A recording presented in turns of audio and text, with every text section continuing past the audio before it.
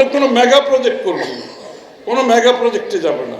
আমরা যে প্রজেক্টগুলো করব সেটা বাংলাদেশের মানুষের কর্মসংস্থান, দেশের বাইরে কর্মসংস্থান। এই জন্য নতুন প্রজন্ম যারা আছে তাদের জন্য চাকরি নেই। প্রত্যেক বছর লক্ষ লক্ষ লোক ছেলেমেয়েরা লেখাপড়া করে বেরোচ্ছে, চাকরি পাচ্ছে না।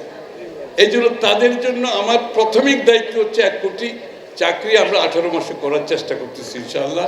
এবং এইটার জন্য যত বিনিয়োগ দরকার আমরা বিনিয়োগ করব। আমাদের বাজেটে সবচেয়ে বেশি বিনিয়োগ হবে লেখাপড়ার জন্য। এটাই হচ্ছে বিএনপির আগামী দিনের কর্মসূচি।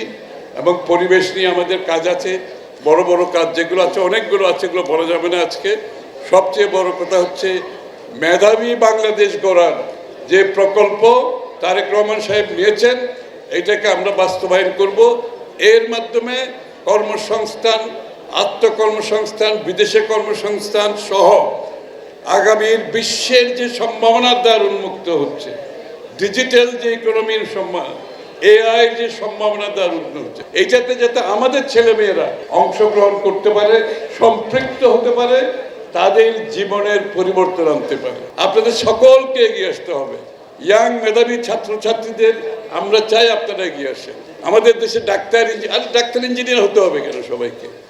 আমরা যে ব্যবস্থা করতে যাচ্ছি, ভোকেশনাল স্কুল কলেজ যেগুলো করবো ইনশাআল্লাহ, 60% আমরা চাই ম্যাট্রিকের পরে ওরা ভোকেশনাল স্কুলে চলে যায়। চায়নাতে ওই লেভেলে গিয়ে চায়নাতে 60% ভোকেশনালে চলে যায়, only 40% IE BA MA PhD সাধারণ লেখাপড়া করে।